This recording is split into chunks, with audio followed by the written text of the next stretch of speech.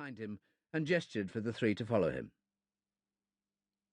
Before them stretched a long marble-flagged corridor, tall leaded windows on one side, heavy oil paintings and the occasional set of double leather doors on the other.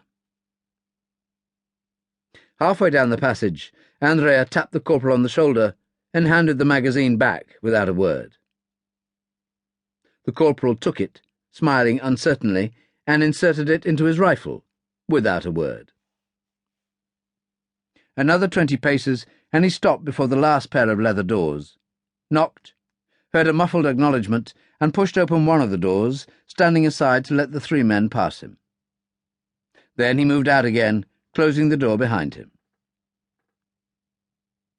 It was obviously the main drawing-room of the house, or palace, furnished in an almost medieval opulence, all dark oak, heavily brocaded silk curtains, leather upholstery, leather-bound books, what were undoubtedly a set of old masters on the walls, and a flowing sea of dull bronze carpeting from wall to wall.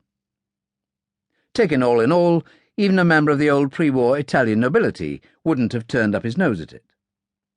The room was pleasantly redolent with the smell of burning pine, the source of which wasn't difficult to locate. One could have roasted a very large ox indeed in the vast and crackling fireplace at the far end of the room. Close by this fireplace stood three young men who bore no resemblance whatsoever to the rather ineffectual youngster who had so recently tried to prevent their entry.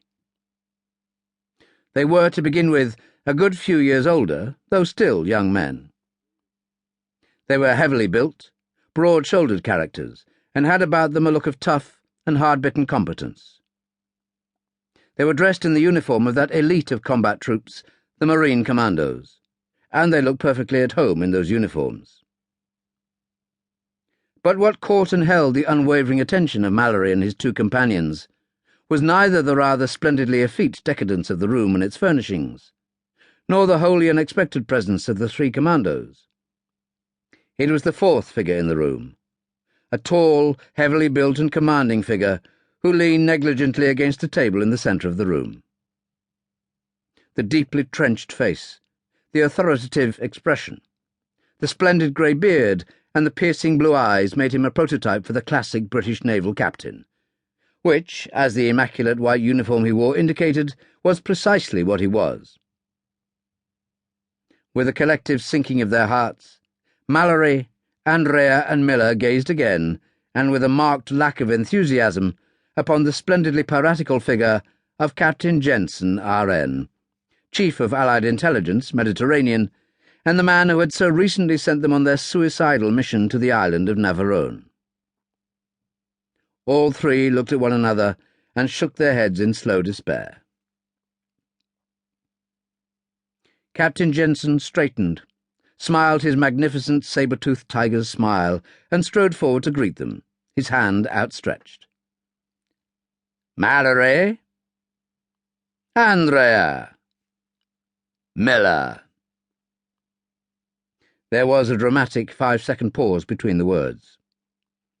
"I don't know what to say. I just don't know what to say. A magnificent job. A magnificent—" He broke off and regarded them thoughtfully.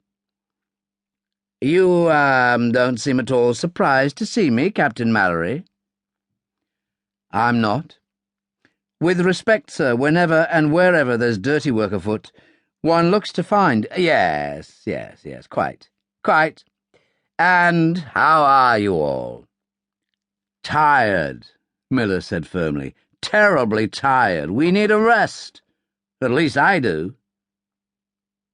Jensen said earnestly, "And that's exactly what you're going to have, my boy. A rest.